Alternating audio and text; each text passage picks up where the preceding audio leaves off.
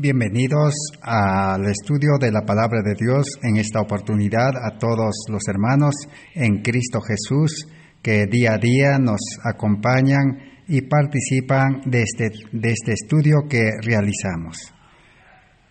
Lo hacemos con ese deseo, con esa fe de que nuestro Maestro es Jesús, nuestro Salvador, y su Espíritu Santo es el que debe obrar en nuestra mente para que estas palabras que nosotros leemos y pronunciamos puedan tener vida.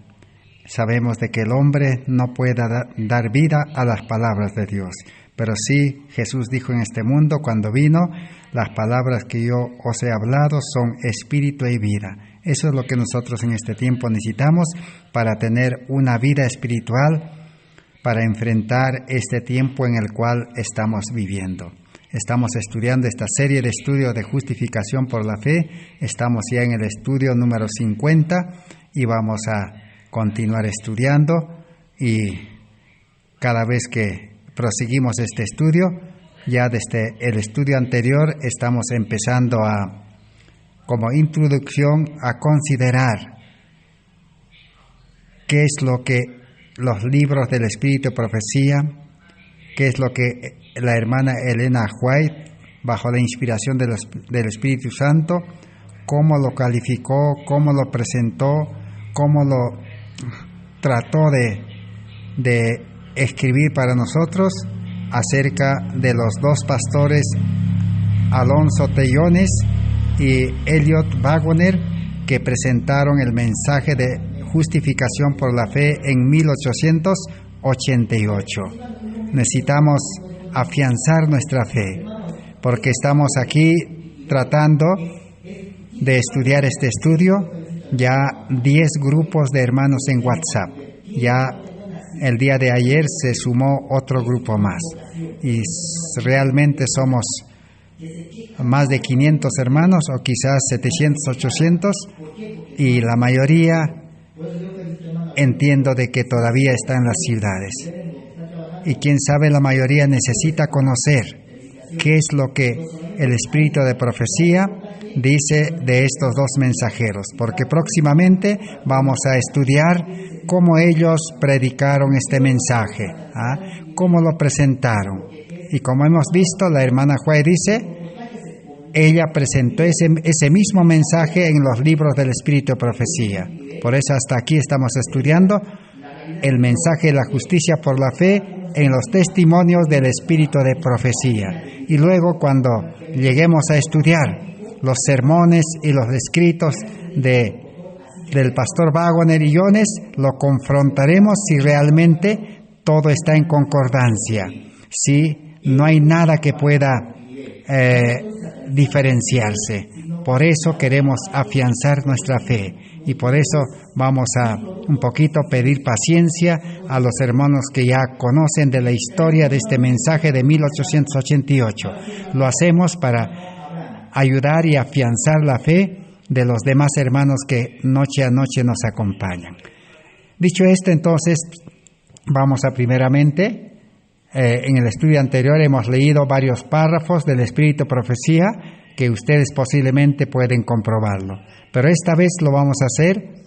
La mayor parte de las declaraciones de Elena White sobre Alonso Tellones y Wagoner están en los 4 tomos de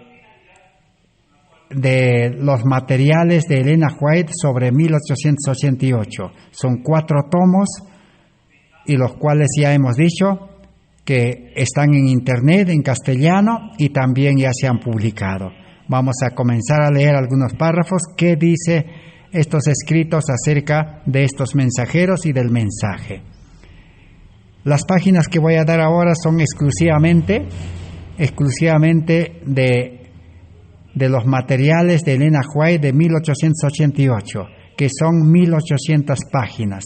Y solo yo voy a mencionar la página nada más. El libro ya no voy a mencionar porque exclusivamente vamos a utilizar el único libro. Leamos primero en la página 175. Dice la hermana White: el doctor Wagoner ha abierto ante nosotros una luz preciosa. no luz nueva, sino antigua luz que muchas mentes habían perdido de vista y que brilla ahora en nítidos rayos. Así que lo calificó como una preciosa luz, que esa luz se había perdido de vista. En la página 186 dice: esos hombres a quienes Dios ha señalado para hacer una obra especial en su causa. Entonces, Jones y Wagoner, Dios envió o utilizó para hacer una obra especial en su iglesia, en el pueblo de Dios en 1888, lo cual no se le dejó hacer esa obra especial. En la página 189 dice: hemos tenido que esforzarnos, orar y obrar, a fin de lograr que el hermano Jones pueda ser oído en Battle Creek. Así que después del Congreso de 1888, la hermana White y Jones y Wagoner visitaron la iglesia principal de la sede en Battle Creek. ¿Y qué pasó?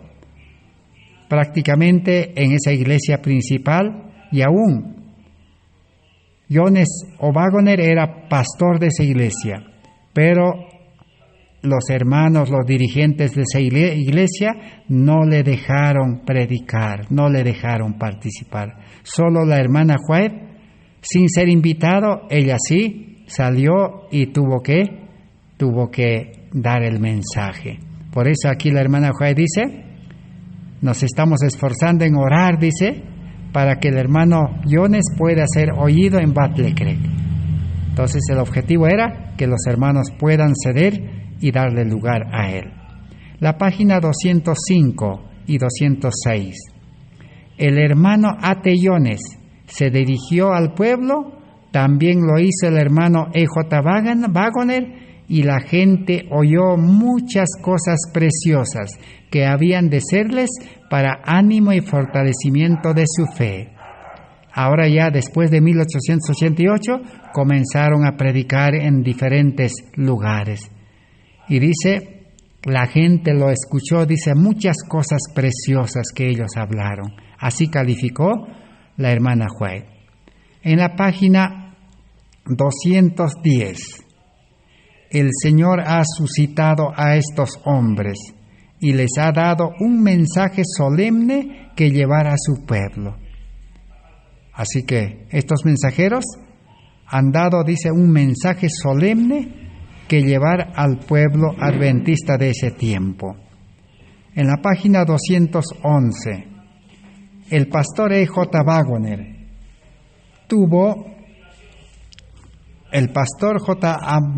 tuvo el privilegio de presentar sus puntos de vista sobre la justificación por la fe y la justicia de Cristo en relación con la ley. No se trata de luz nueva, sino de antigua luz situada en el justo lugar, en el mensaje del tercer ángel. Así que, como hemos leído, de que esa luz de la justificación por la fe viene desde que Cristo vino a este mundo y dejó a los discípulos, y los discípulos predicaron ese mensaje. Y en la Edad Media Lutero también llegó a comprender y predicó ese mensaje poderoso.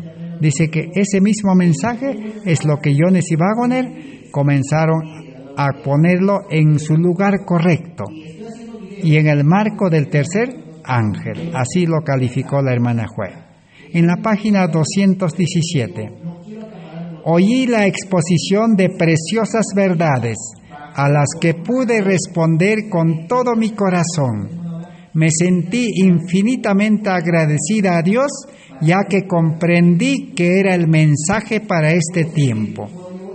La hermana White dice que escuchó esas preciosas verdades, y entendió que era el mensaje para este tiempo, para 1888.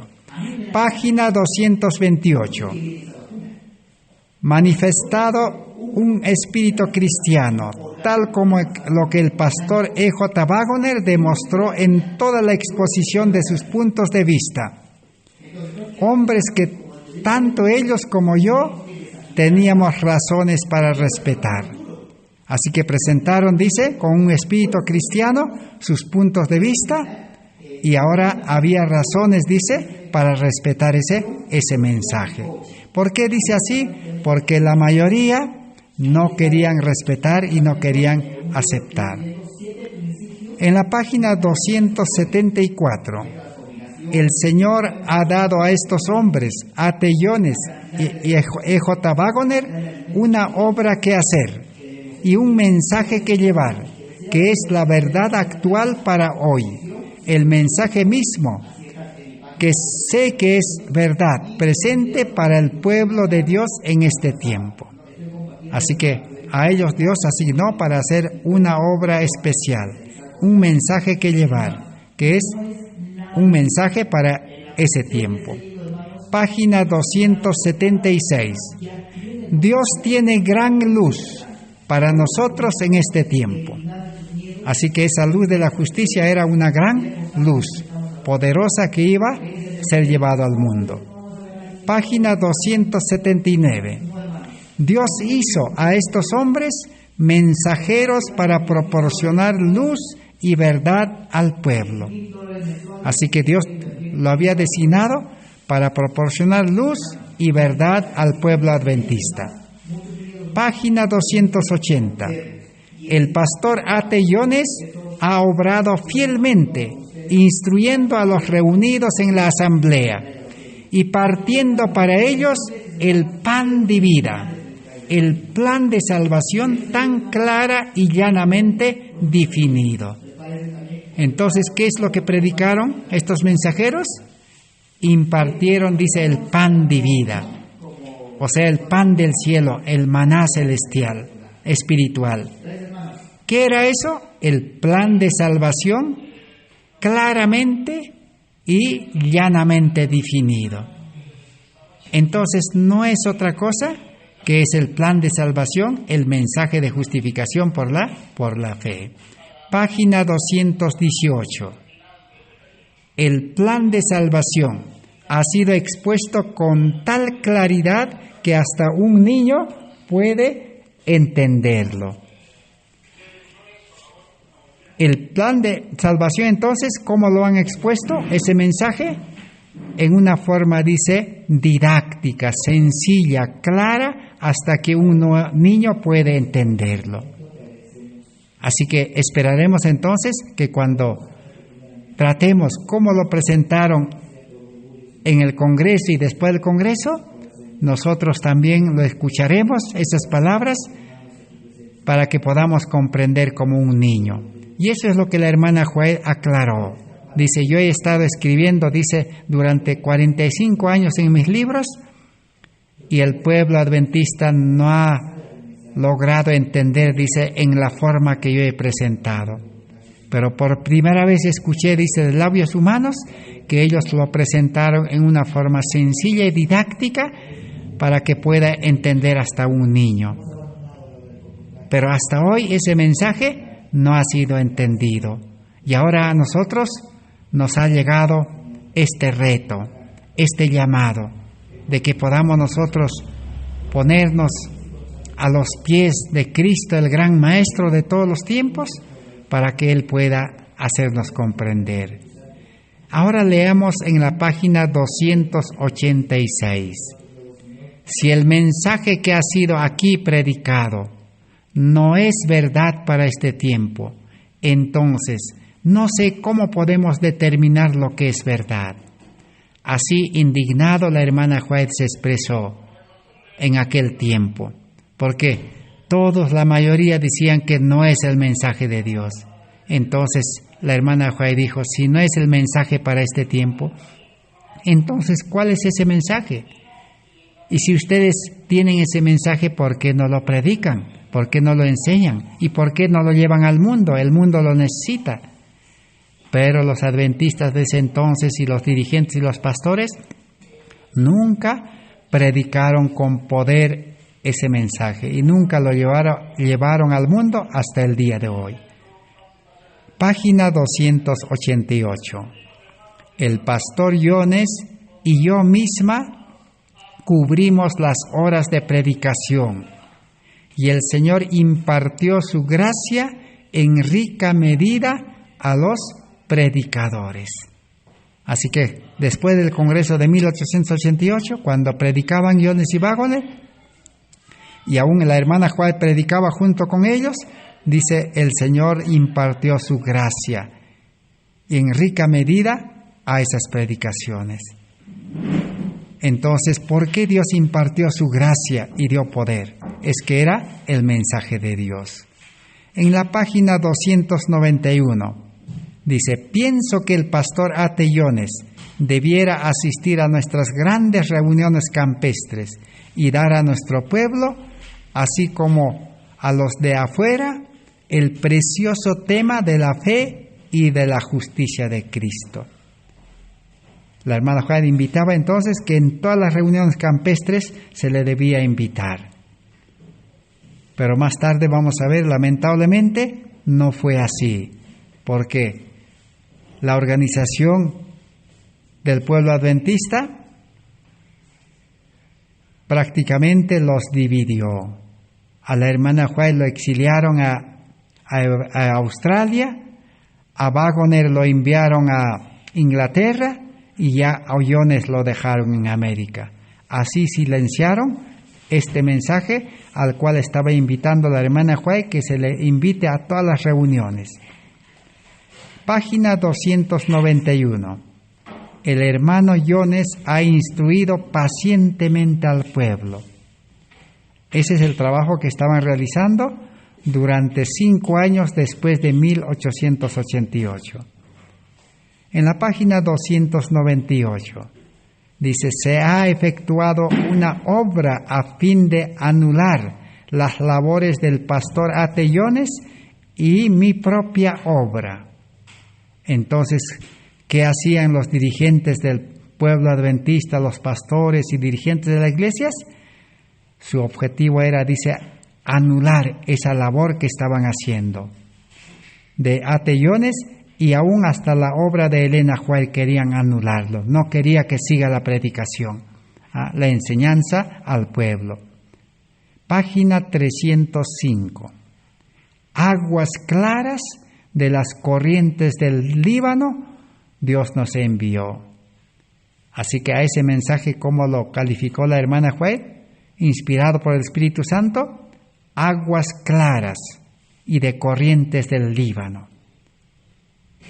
Esa agua que brotaba en el desierto de la roca y aplacaba la sed y daba vida a los israelitas durante 40 años, esa calificó que era como esa agua que da vida, que da poder. Página 317.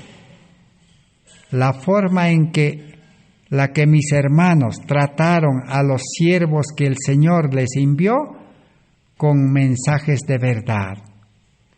Allí la hermana Juan expresa que lo trataron, dice, en una forma mal a estos siervos. Solamente estamos leyendo las partes que tratan de este asunto nada más. Pero si leyéramos toda la página 317 y qué es lo que pasó, es mucho más. En la misma página 317, el hermano A.T. Jones habló sobre el tema de la justificación por la fe y muchos lo recibieron como luz y verdad. Hubieron muchos entonces que aprobaron y dijeron que es la luz y la verdad. Página 322, vamos más adelante. Desprecio hacia sus hermanos, a quienes el Señor había enviado con un mensaje para llevarlos. Así que A.T. Jones y Waggoner fueron despreciados. O sea, ¿qué es despreciar?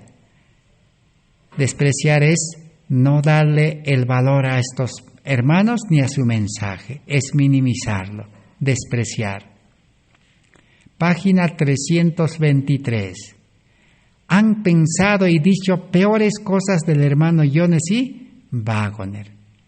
Así que pensaron mal y hablaron cosas peores, habladurías de estos hermanos. Eso es lo que anuló el poder del mensaje. Página 334. Fue resistido aquello que era la luz del cielo. Así que también en las predicaciones después del 88 fue resistido también, así como en el Congreso fue resistido. Página 336.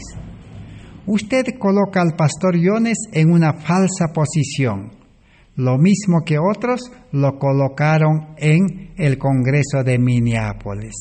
Ahí la hermana White confirma que lo colocaron en una falsa posición a Jones, al pastor Jones, cuando él predicó ese mensaje durante 5 años, después de 1888, igual que en 1888 dice.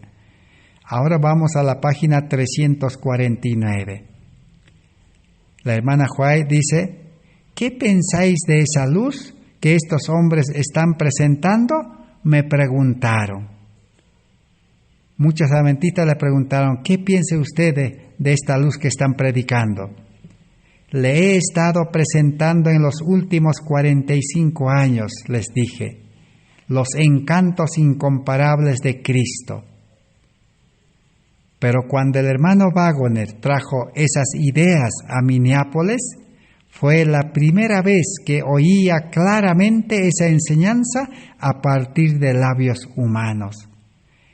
Excepción hecha de conversaciones que había mantenido con mi marido Jaime White. Y cuando otro la presentó en el Congreso de 1888, cada fibra de mi corazón decía amén. Así la hermana White calificó a este mensaje. En la página 352 vamos ahora. Dice, sus propias versiones incorrectas del asunto, que eran desfavorables al pastor A.T. Jones y E.J. Waggoner y Willie White y a mí misma. Así que entonces tergiversaron versiones negativas de los mensajes de quién, de A.T. Jones, de Waggoner y del hijo de la hermana White, Willie White, que era pastor también. Y aún de las prédicas de la hermana White prácticamente hablaron mal de esos mensajes el pueblo en ese tiempo. Página 355. El hermano Jones esperará una invitación de su parte. Usted debe hacer su parte en relación con este asunto y despejar el camino ante él. Así recomendó a los dirigentes de las iglesias que no querían invitarlo ni recibirlo para que predique. Les dijo, ustedes tienen que invitarle y despejar el camino, porque habían puesto obstáculos en el camino.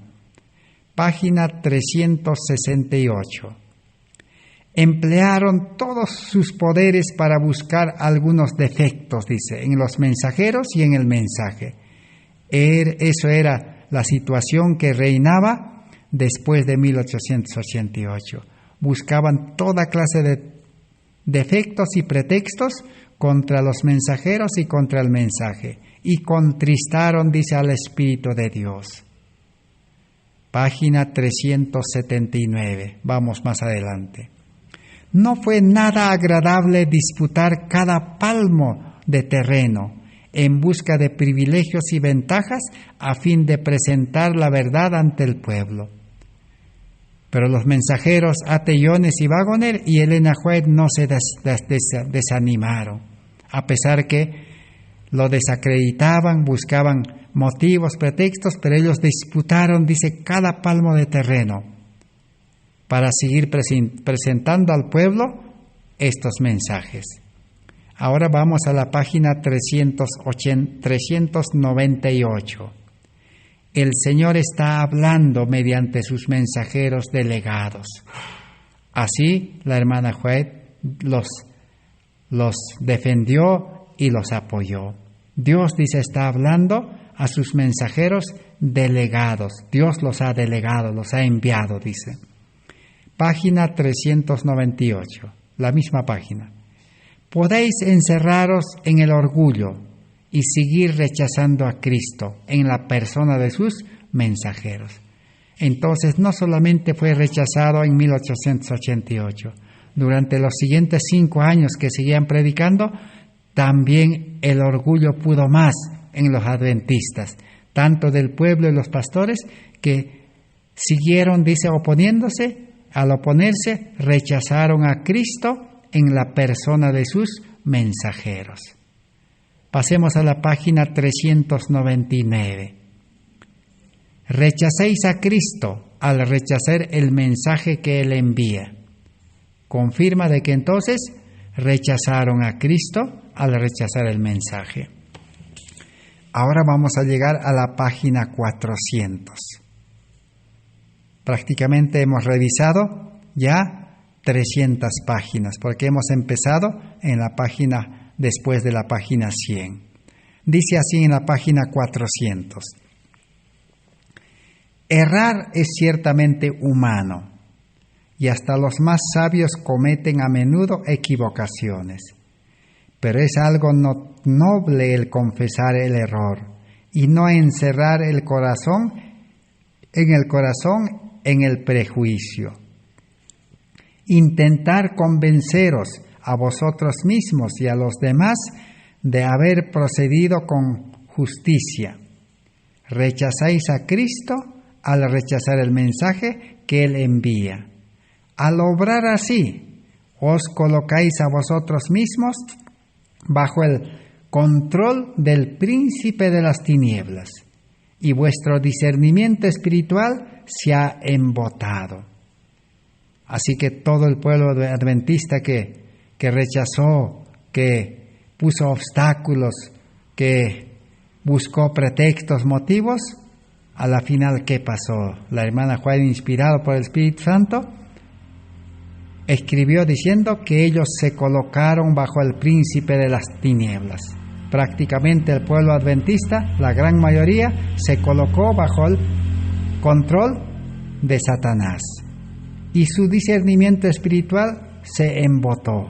Así que ya no más podrían entender espiritualmente la palabra de Dios. Dios ha enviado mensajes de luz a su pueblo, que habrían sido como bálsamo sanador. Pero si ellos hubieran recibido, pero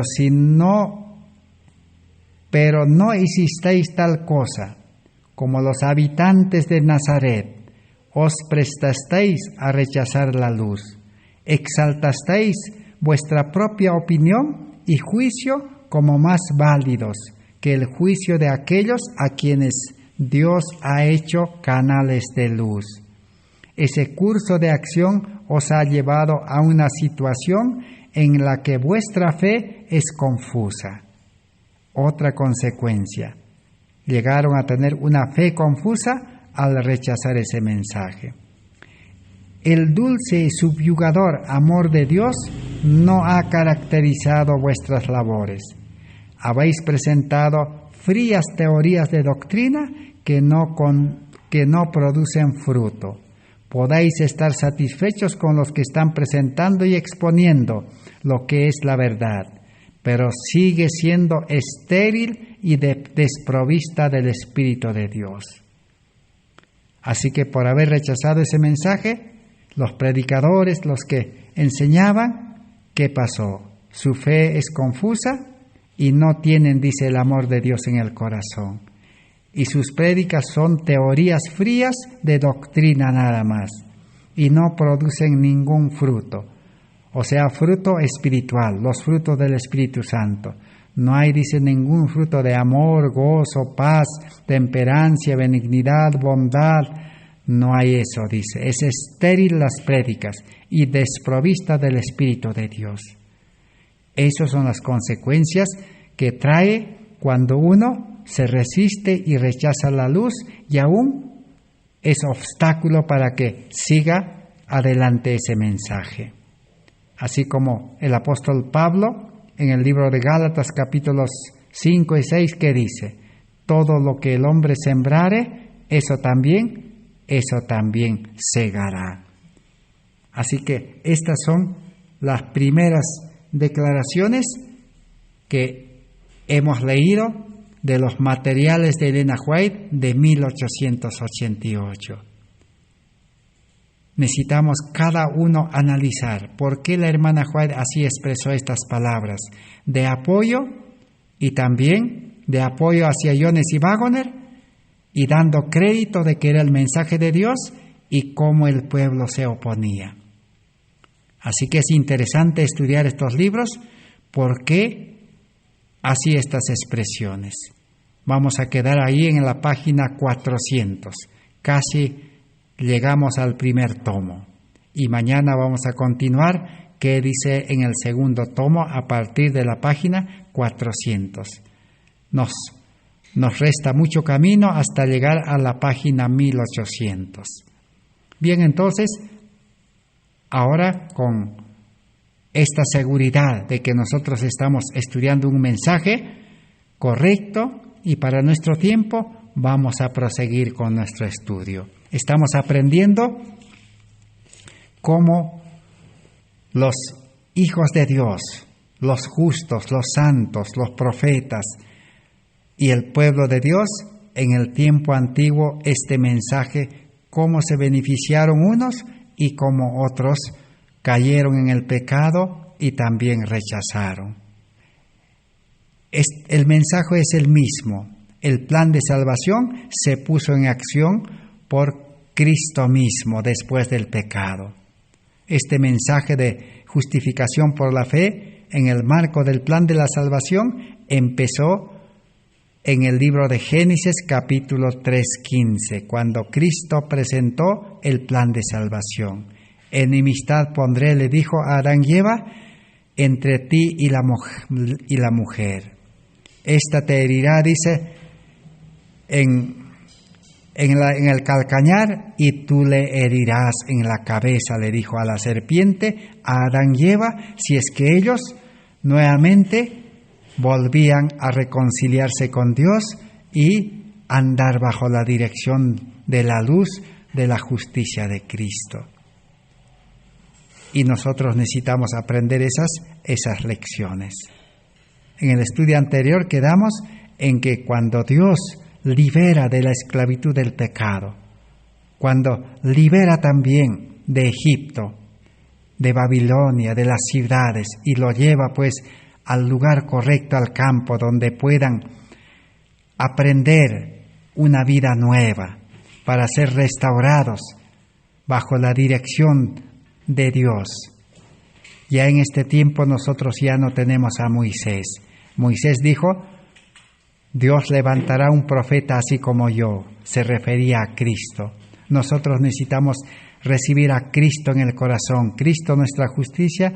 Necesitamos tener al profeta en nuestro corazón para ser liberados completamente del pecado y entrar a la Canaán celestial. Así como entraron, ¿quiénes?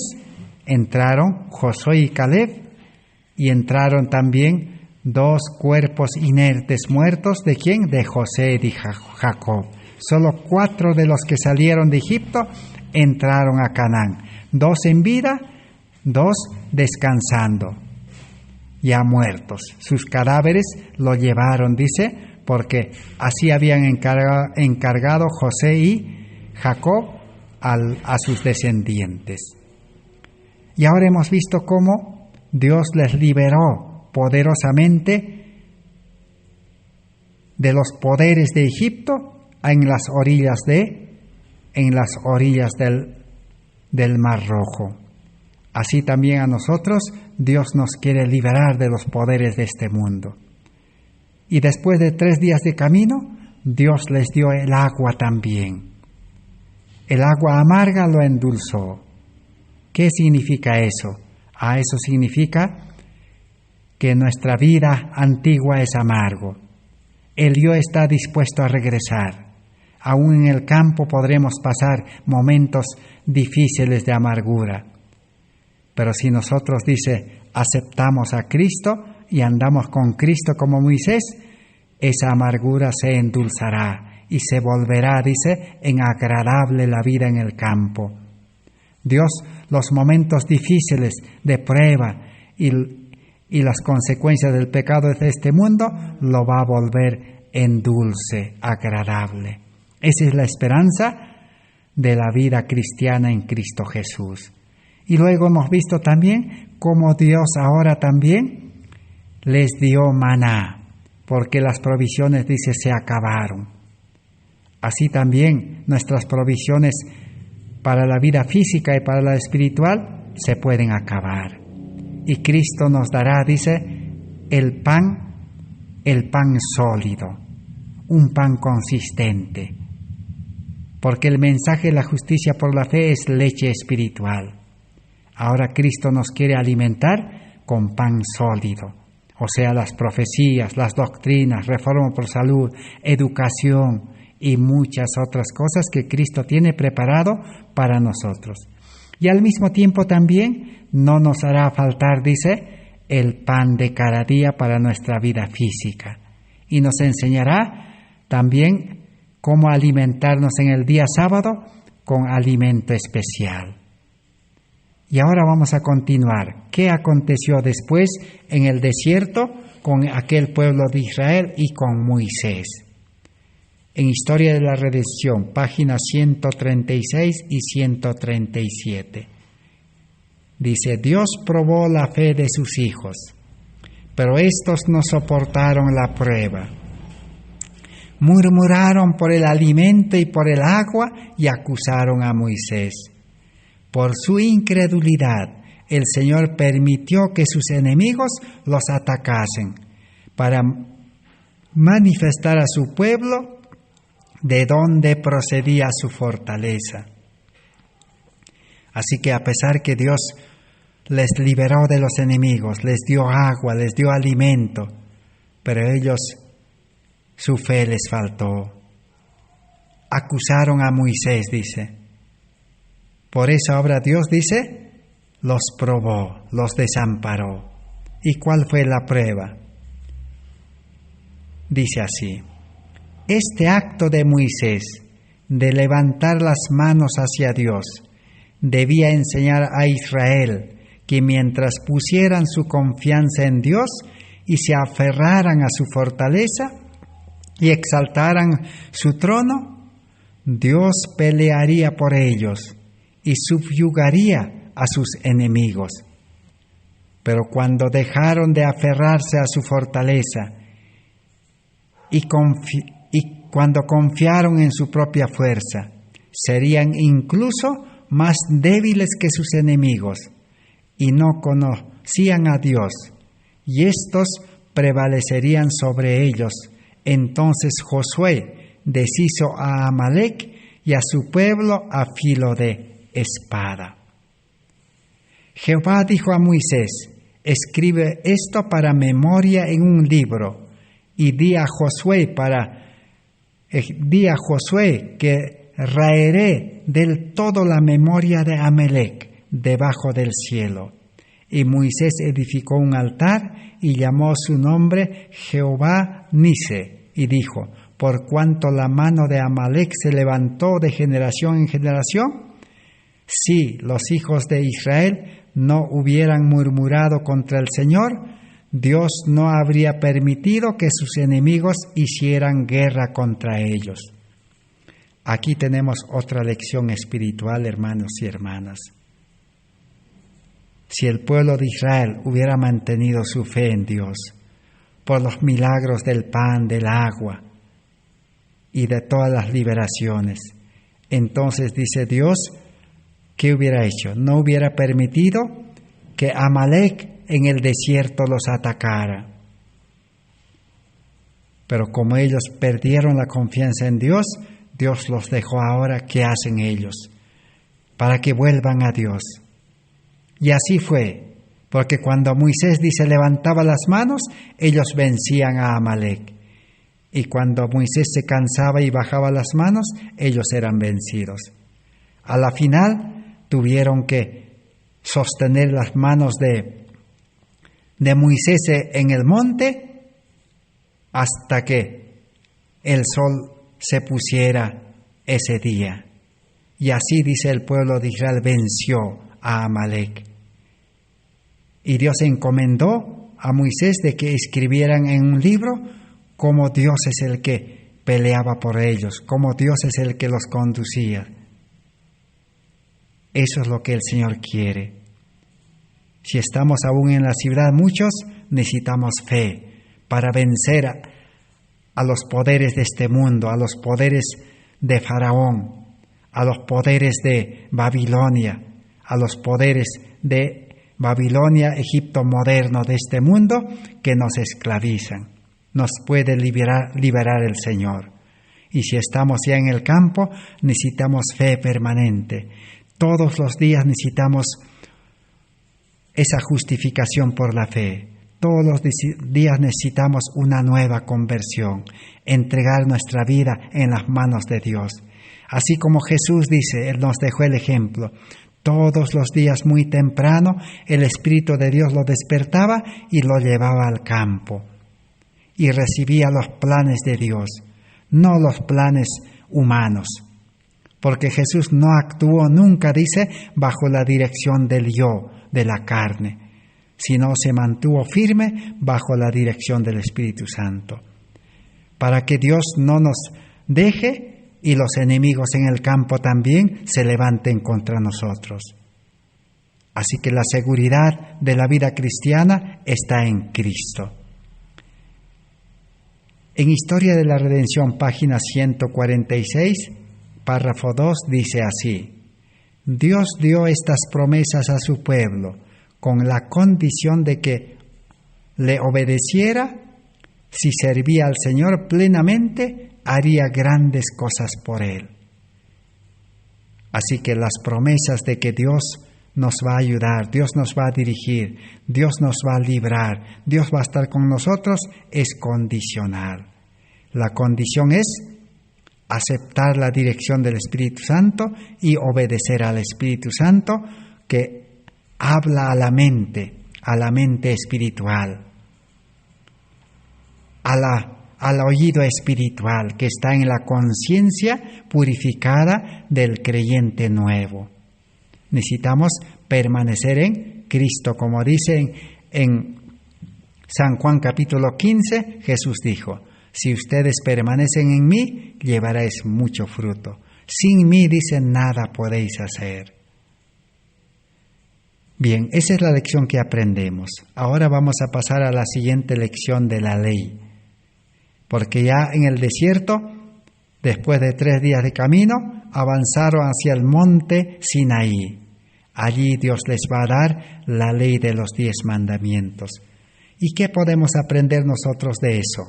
Historia de la Redención, 148 y 151 daremos lectura para aprender alguna lección espiritual para nosotros. Dice así: si la ley de Dios nunca hubiera sido traspasada, nunca habría habido muerte, ni habría habido necesidad de preceptos adicionales para adaptarlos a la condición caída del hombre. Si el pueblo de Dios, los hijos de Dios, dice, si hubieran mantenido unido a Cristo, conectado a Cristo, confiando en Cristo, no hubiera habido necesidad, dice, de que Dios en el Sinaí pueda dar al pueblo de Israel por medio de Moisés la ley de Dios adaptada para los hombres pecadores de condición caída. No hubiéramos hoy en día conocido esa ley de los 10 mandamientos, porque es una ley adaptada.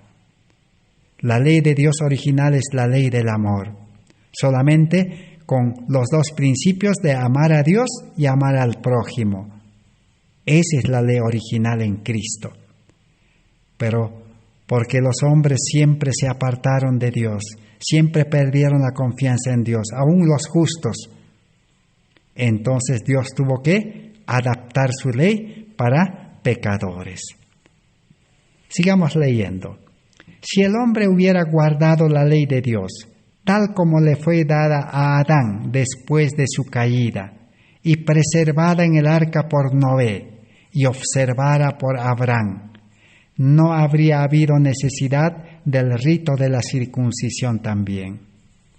Y si los descendientes de Abraham hubieran guardado el pacto de Dios, del cual la circuncisión era una garantía, nunca hubieran caído en la idolatría, ni se habrían permitido que descendieran a Egipto, ni habría habido necesidad de que Dios proclamara su ley en el Sinaí y la grabara en tablas de piedra, ni que salvaguardara esos preceptos mediante las indicaciones de juicios y estatutos que dio a Moisés. Ahí está la seguridad de las promesas de Dios. Si los que conocían el Evangelio, la verdad, el plan de salvación, la ley original de Dios, la ley del amor de Dios, y nunca hubieran, dice, desobedecido, Dios no hubiera permitido que el pueblo de Israel sea llevado a Egipto para ser esclavizado 430 años. Ni hubiera permitido tampoco el rito de la circuncisión, ni tampoco Dios hubiera dado una ley adaptada en 10 mandamientos en Sinaí. Ni mucho más, dice, hubiera dado, dice, estatutos y normas y mandatos y todo eso para que Moisés escriba en un libro y lo guarde al lado de la ley. Todas esas cosas, dice, se hubiera evitado. Así que esa es la promesa de Dios. Ese es el amor de Dios. Si hoy en día nosotros también aceptamos a Cristo, ya no habrá necesidad de muchas cosas. Porque en Cristo está, ¿qué cosa? En Cristo está el amor. En Cristo está esa ley de los 10 mandamientos también. En Cristo está el rito de la circuncisión, que hoy día sería el bautismo.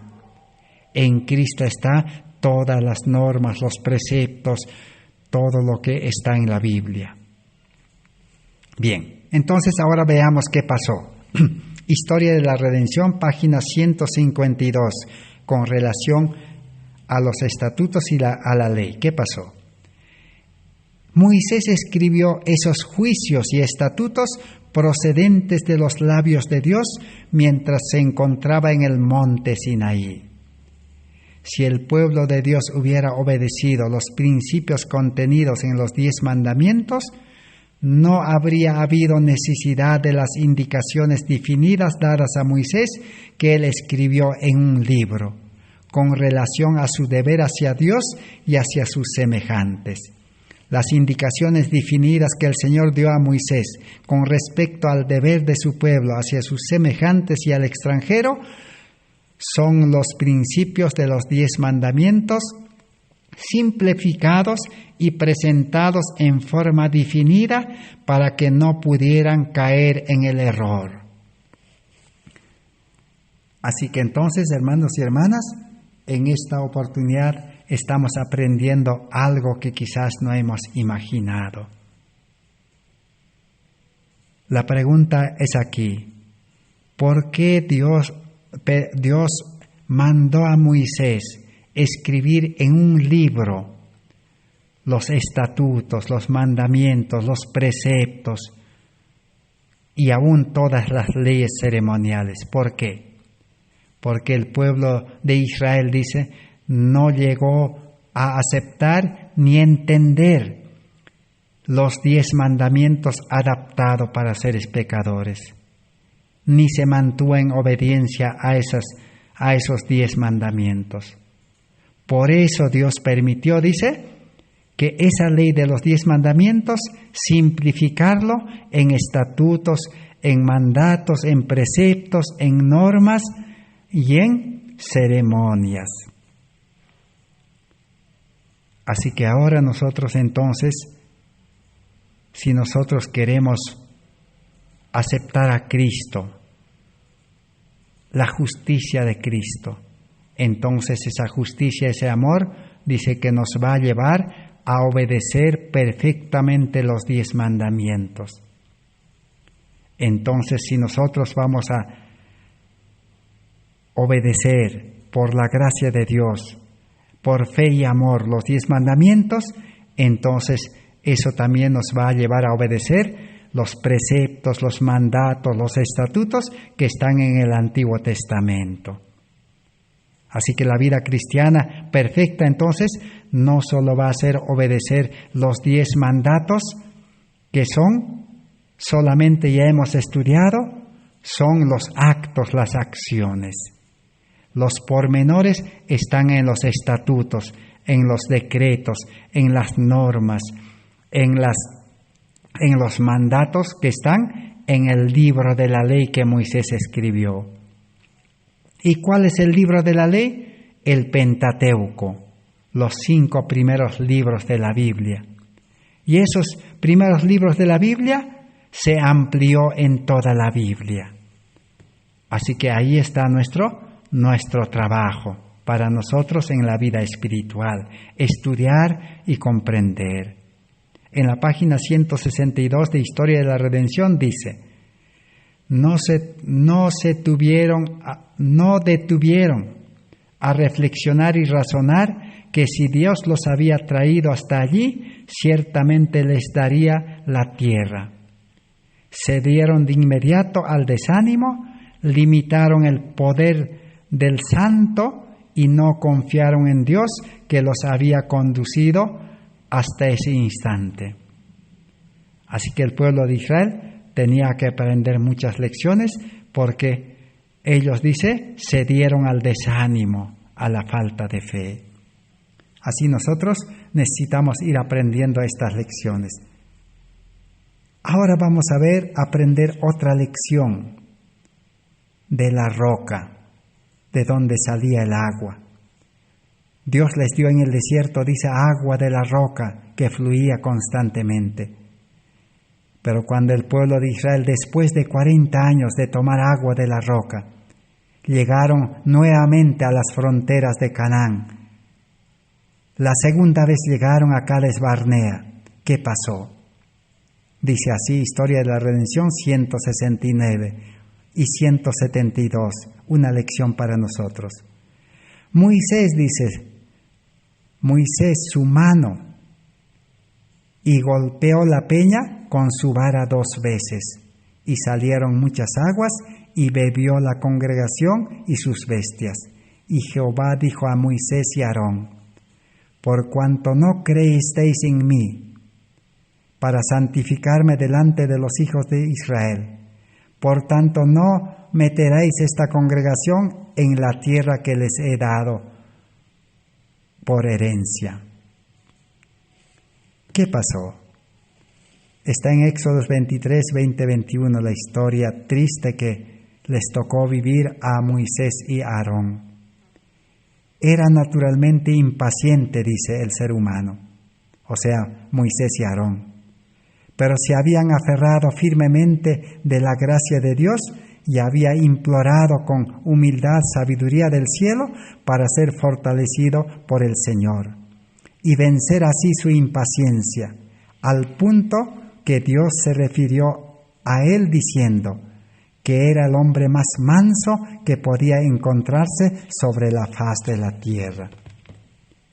Así que entonces, durante los 40 años, Aarón y Moisés fueron los hombres más pacientes, que actuaron correctamente bajo la dirección del Espíritu Santo.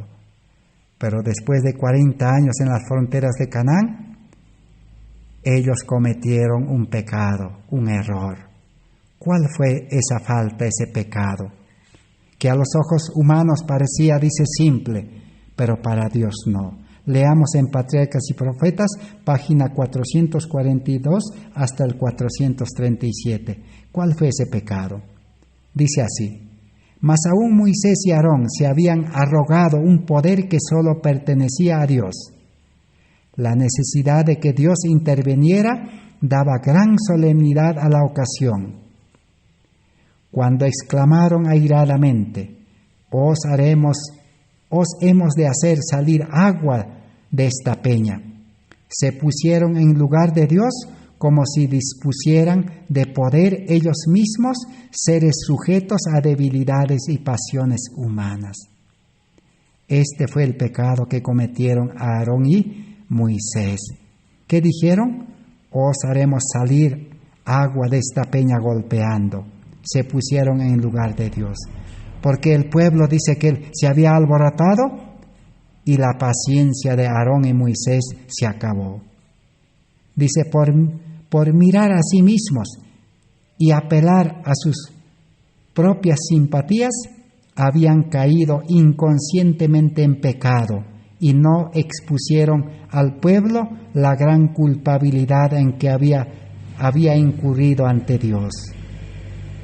Así que inconscientemente actuaron, dice, sin confiar en Dios.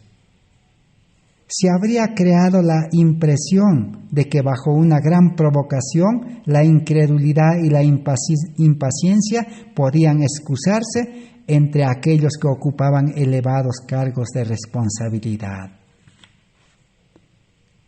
Ese es el pecado que cometieron Aarón y Moisés.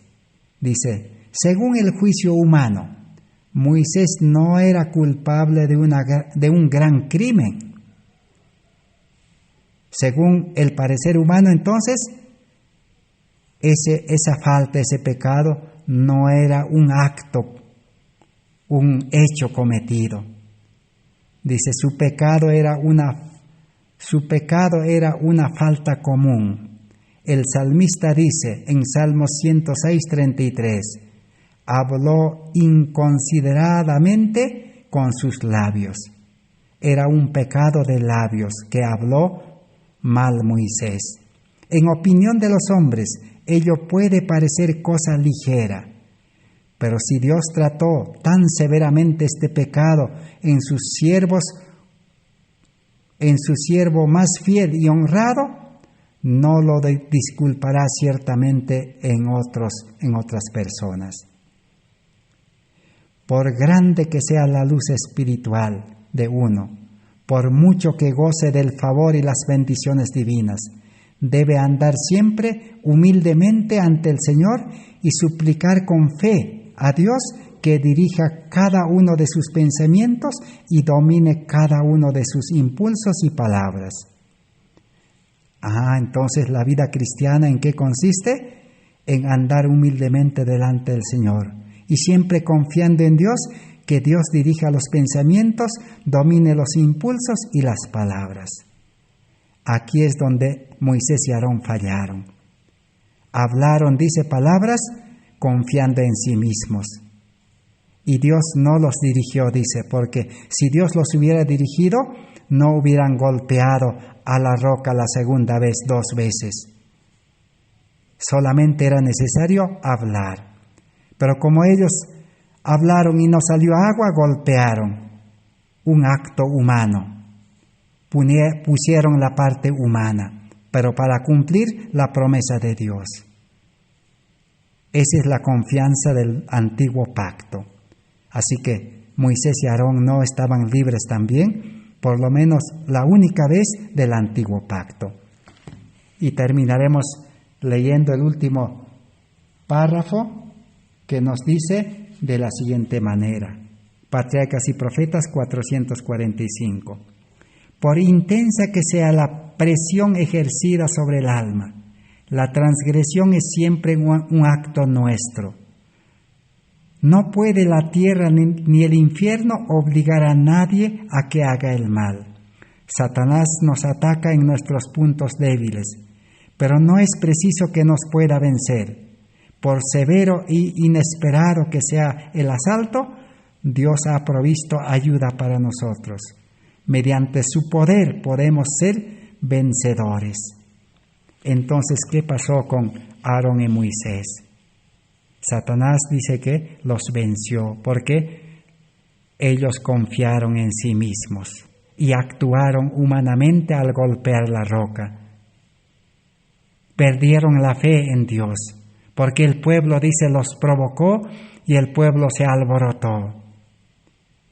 Así que para Dios ese pecado de falta de fe y hablar las palabras nomás humanamente y golpear una roca que no sintió ningún dolor, fue el pecado que los privó de ingresar a la tierra de Canaán.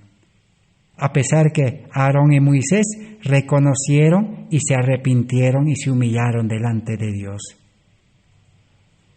Por eso estamos estudiando qué es pecado. Pecado es desconfiar de Dios.